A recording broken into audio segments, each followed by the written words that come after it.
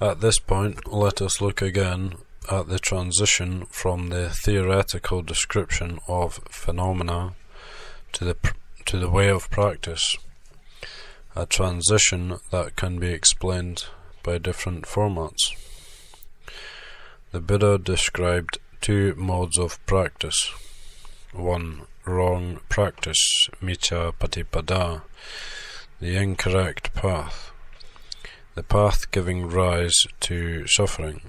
2. Right practice, samapatipada, the correct path, the path leading to the end of suffering. On one occasion he equated the origination cycle of dependent origination with wrong practice, and the cessation cycle with right practice. 1. Wrong practice, avijja to sankhara to vijnana to jati to jara marana to soka parideva dukkha domanassa upayasa equals the origin of suffering. 2. Right practice, ignorance ceases to volitional formations cease to consciousness ceases to birth ceases to aging and death cease to sorrow, lamentation, pain, grief and despair cease equals the cessation of suffering. On another occasion he described the factors that are contrary to the path as wrong practice and the factors of the path as right practice. 1. Wrong practice. Wrong view, micca ditthi, plus wrong intention, micca sankappa, plus wrong speech, micca vacha, plus wrong action, micca kammanta, plus wrong livelihood, micca ajiva, plus wrong effort, micca vayama, plus wrong mindfulness, micca sati, plus wrong concentration, micca samadhi. 2. Right practice, right view, samadhi, plus right intention, sammasankappa, plus right speech, sammavaca, plus right action, sammakamanta, plus right livelihood, sammajiva, plus right effort, sammavayama, plus right mindfulness, sammasati, plus right concentration, sammasamadhi. Dependent origination describes a natural causal process of phenomena. It is not an outline of practice. Nevertheless, in the first pair of right and wrong practice above, practice is defined by way of dependent origination. An answer to whether or not this is a contradiction is that here dependent origination emphasizes practice. The commentary to this sutta poses the question that if ignorance can act as a condition for wholesome, meritorious intentions, punya bhi sankhara, and as a catalyst for highly concentrated states of mind, anenja bhi sankhara, then why should it be classified as wrong practice? The commentary goes on to reply to its own question, that someone who desires existence aims for acquiring and becoming. Whatever they do, even developing the 5 higher psychic attainments, abhinya, or the 8 concentrative attainments, samapati, is wrong practice. On the contrary, one who aspires for nibbana with thoughts of relinquishment, with a clear mind, does not aim for becoming. Even if he or she offers a small gift, this action is right practice. In any case, the reason for placing these two preceding pairs of definitions for right and wrong practice together is simply to help explain the transition from the cessation cycle to the path of practice.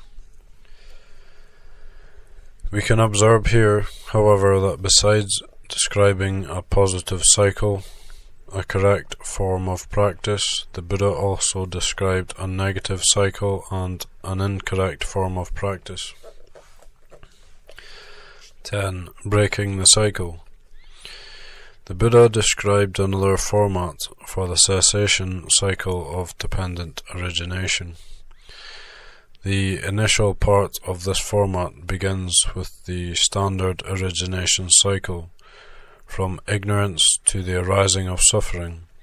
From there, instead of describing the cessation cycle, it describes a connected process of wholesome qualities leading up to and ending with awakening. This is a completely new format which does not refer to the cessation of any of the factors in the origination cycle. This outline is an important example of applying the factors of the path in a system of Dhamma practice. In other words, it is a process that occurs for a person who successfully follows the path and reaches perfect realization. The Buddha described this format for liberation on many occasions, with slight variations in detail. Avijja to Sankhara to Vijnana to Namarupa to Salayantana to Passa to Vedana to Tanha to Upadana to Bhava to Jati to suffering dukkha, to faith Sada, to joy Pamoja, to delight Piti, to tranquility Passaddhi, relaxation, to happiness Sukha, to concentration Samadhi, to knowledge and vision according to reality Yata Bhutta Nanadasana, to disenchantment Nibbada, to dispassion Viraga, detachment, to liberation Vimutti, to knowledge of the destruction of mental defilement Kaya Nana. This process begins with ignorance until it reaches suffering. The word dukkha here replaces the terms jara, marana and sukhi parideva dukkado manasa upayasa.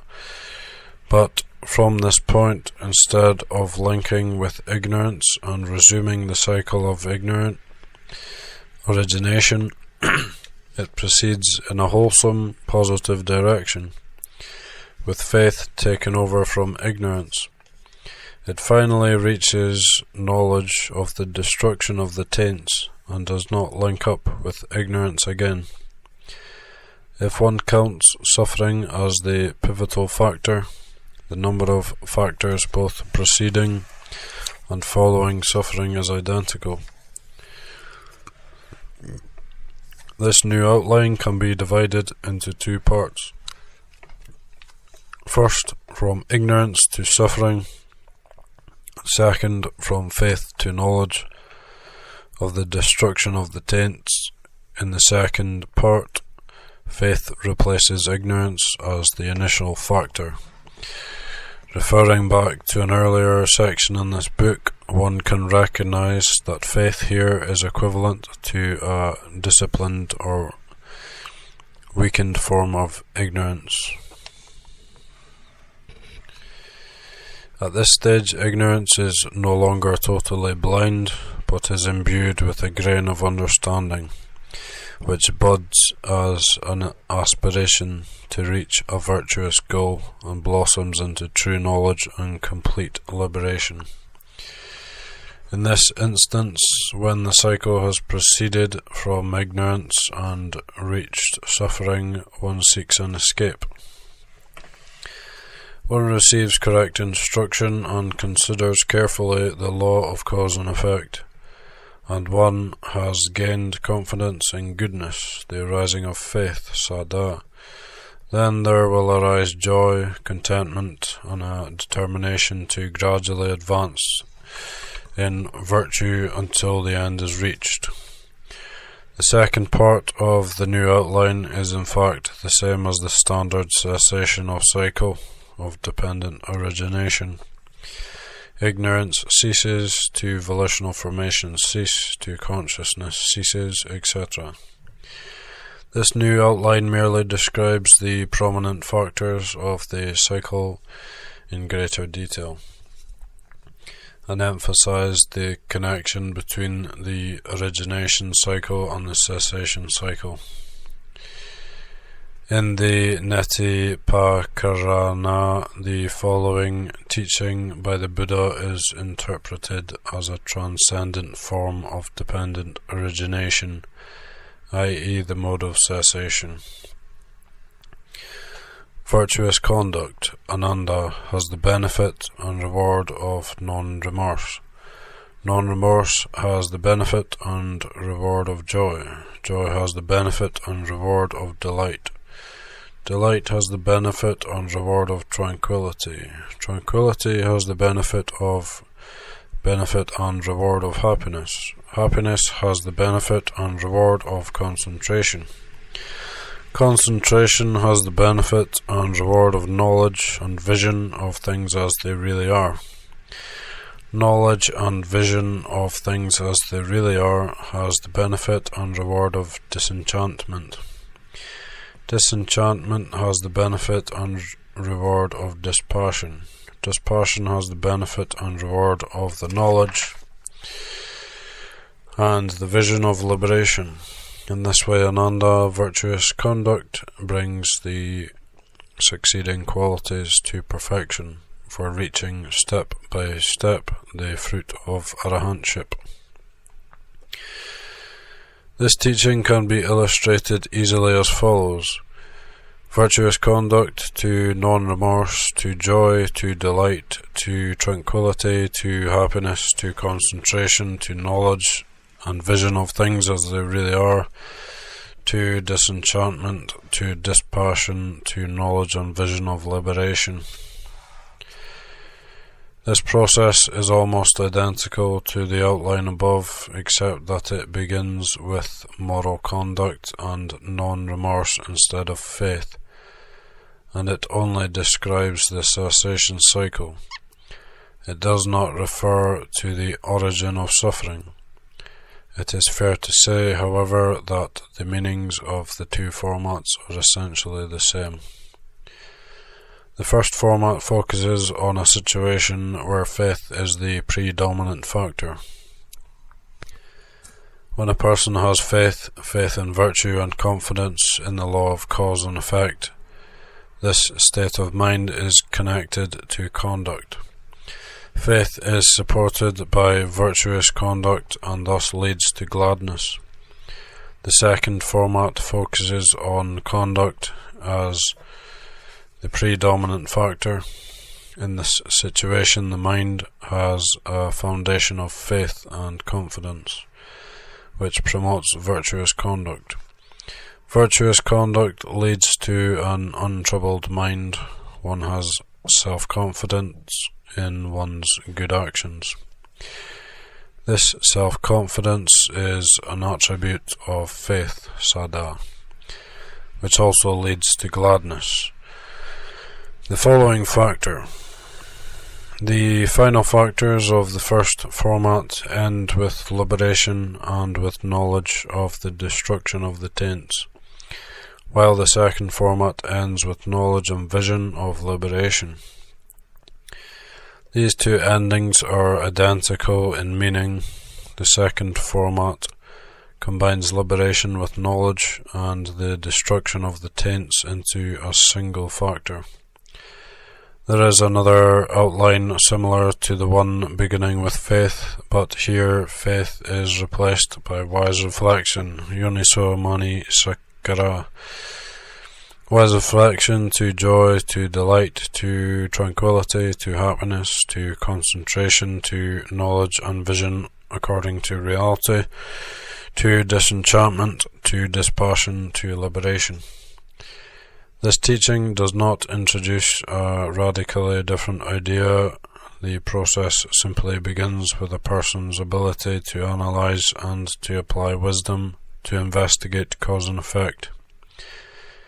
Instead of beginning with faith, which is equivalent to entrusting one's wisdom to someone or something else, the process begins with proper attention, which leads to an understanding of things as they truly are, and to a bright and joyous mind. The subsequent factors are the same as in the preceding formats.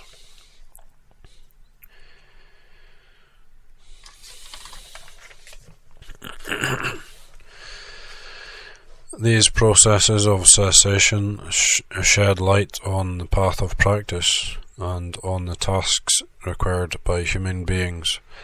However, they still lack sufficient details for a comprehensive practice. The question remains as to what is required to bring about and fulfill these cycles of cessation. At this point, in order to gain a new perspective, let us look at another format of dependent origination. A. Nutriment of ignorance. Monks, and ignorance too, I declare, is a specific condition, and due to its nutriment it manifests, I declare. 1. Ignorance has its nutriment, the 5 hindrances. 2. The 5 hindrances have their nutriment, the 3 ways of wrong conduct. 3. The 3 ways of wrong conduct have their nutriment, lack of sense restraint. 4. Lack of sense restraint has its nutriment, lack of mindfulness and clear comprehension. 5. Lack of mindfulness and clear comprehension has its nutriment, improper attention. 6. Improper attention has its nutriment, lack of faith. 7. Lack of faith has its nutriment, not listening to the true teachings. 8. Not listening to the true teachings has its nutriment, not associating with superior people. When non-association with superior people prevails, not listening to the true teachings will prevail. When not listening to the true teachings prevails, it will make a lack of faith prevail. When the 5 hindrances prevail, they will make ignorance prevail.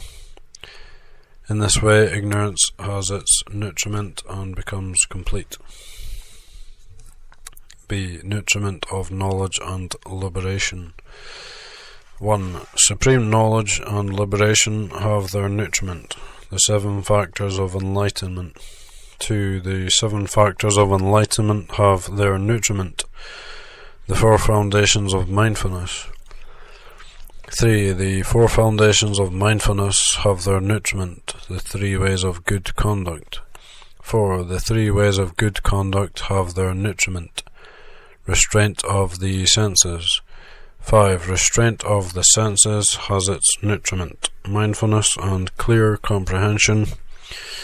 6. Mindfulness and clear comprehension has its nutriment, wise reflection. 7. Wise reflection has its nutriment, faith. 8. Faith has its nutriment, listening to the true Dhamma. 9. Listening to the true Dhamma has its nutriment, association with superior people. When association with superior people prevails, it will make listening to the true Dhamma prevail. When listening to the true Dhamma prevails, it will make faith prevail. When the 7 factors of enlightenment prevail, they will make supreme knowledge and liberation prevail. In this way, supreme knowledge and liberation have their nutriment and become complete. In this teaching, 2 factors play a pivotal role: wise reflection, yoniso manasikara, which is the principle of Buddhist application of thought and is a key internal attribute, and association with superior persons. Saparisa sam seva equals having a beautiful friend, kalyana mitta, which reveals the importance of social factors and is a key external factor. Faith acts as the link between these two factors.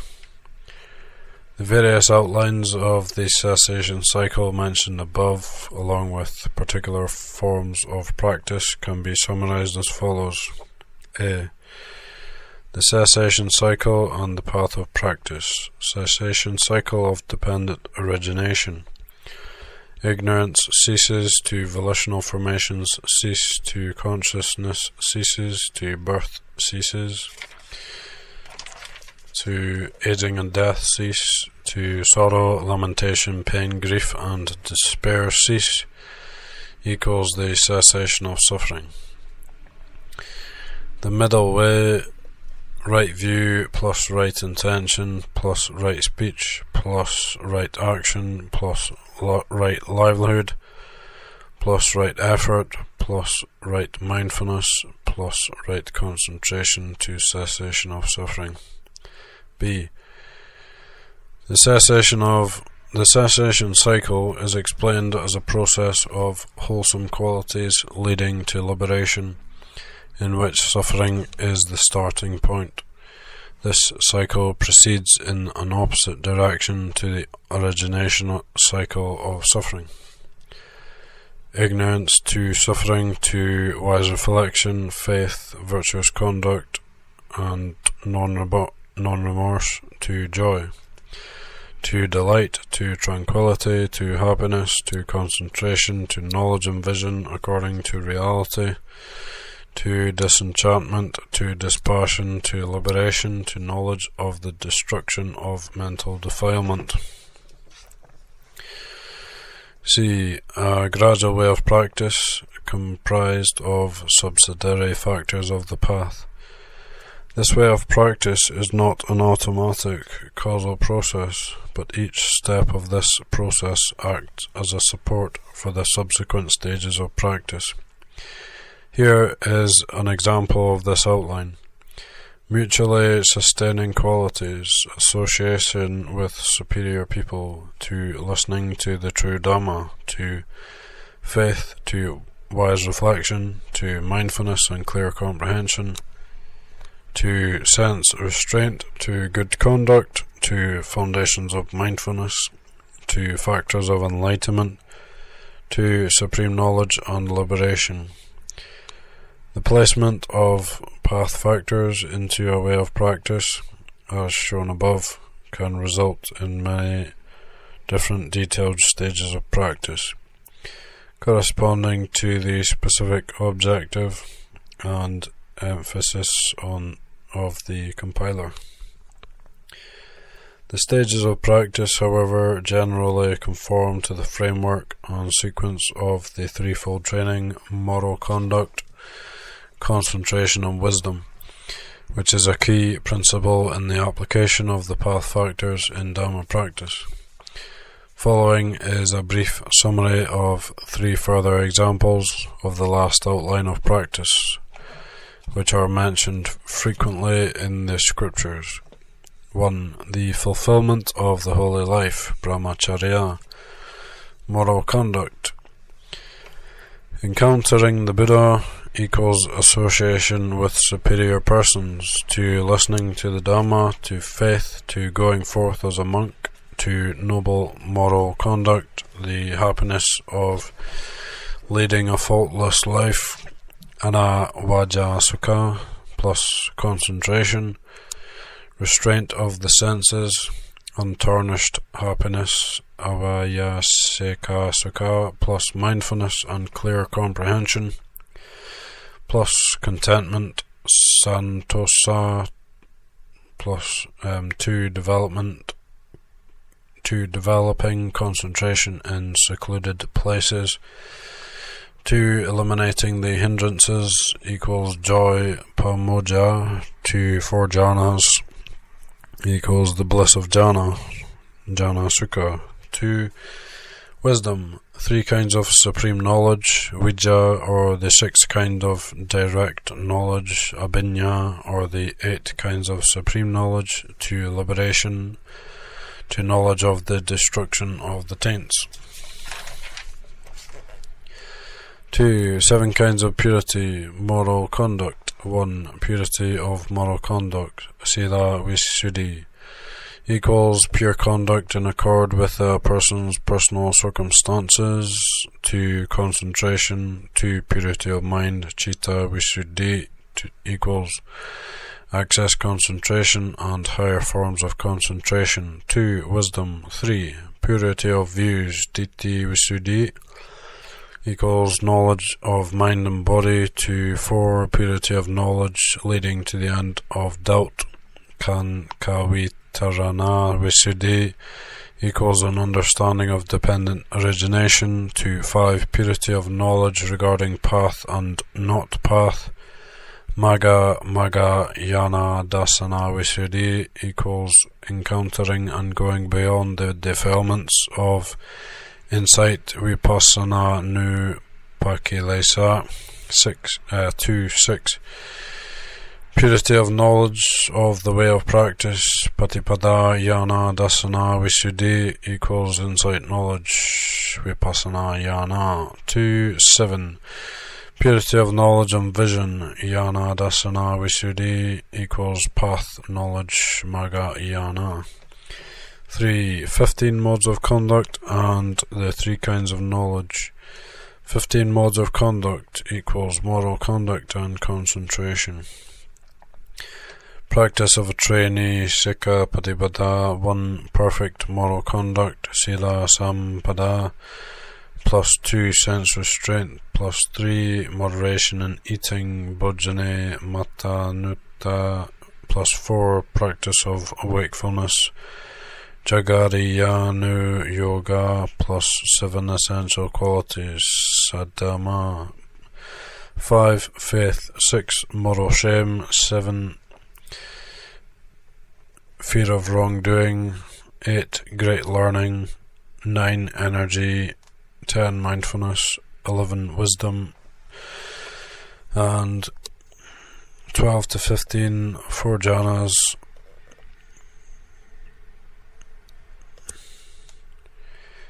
Onwards. 3 kinds of supreme knowledge equals wisdom.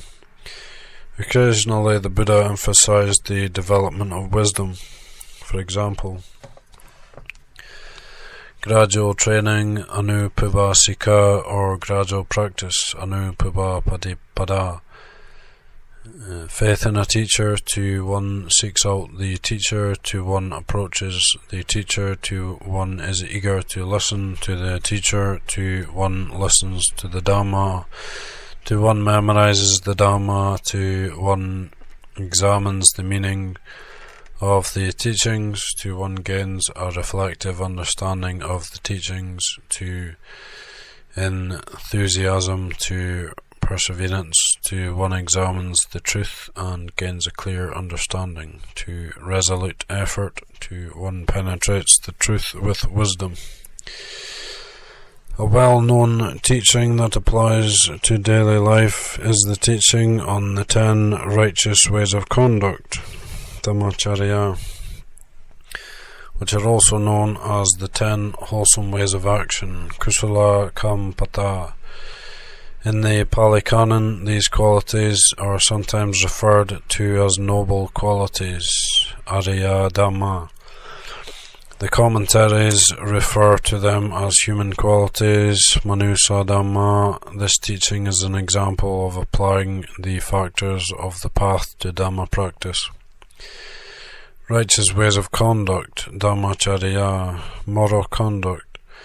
Right action, abstaining from injury to living creatures, Panatipada, equals mutual kindness and support, plus abstaining from taking what is not freely given, Adinadana, plus equals respect for personal property, plus abstaining from improper sexual relations.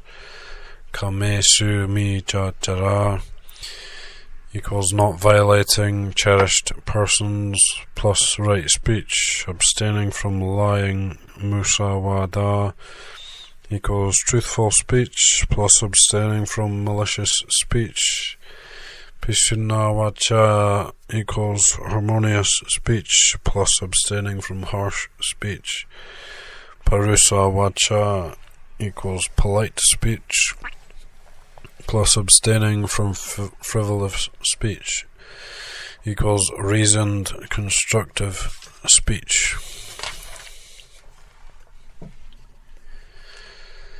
Wisdom, right intention, non-covetousness, anabhija, plus non-aggression. Abhyapada equals loving kindness, plus right view to happiness. Sugati to liberation, vimutti. Some people may object that this process does not contain any factors related to concentration, although the development of concentration is generally not emphasized in the context of people's everyday lives. The factors related to concentration are included in this process. Right effort and right mindfulness are necessary factors when developing all the other factors of the path. Moreover, one definition for samadhi is the absence of the hindrances, nivarana, which corresponds to the 8th and 9th factors of the righteous ways of conduct, dhammacharya, non-covetousness and non-aggression. Abhija, covetousness or kamachanda, sensual desire, is the first hindrance, and Bhyapada, ill will, is the second. The Buddha classified non-covetousness and non-aggression as forms of mental excellence, Paticcasamuppada. Furthermore, from the perspective of the internal spiritual growth, the entire process of righteous conduct is a preparation for the development and fulfillment of concentration.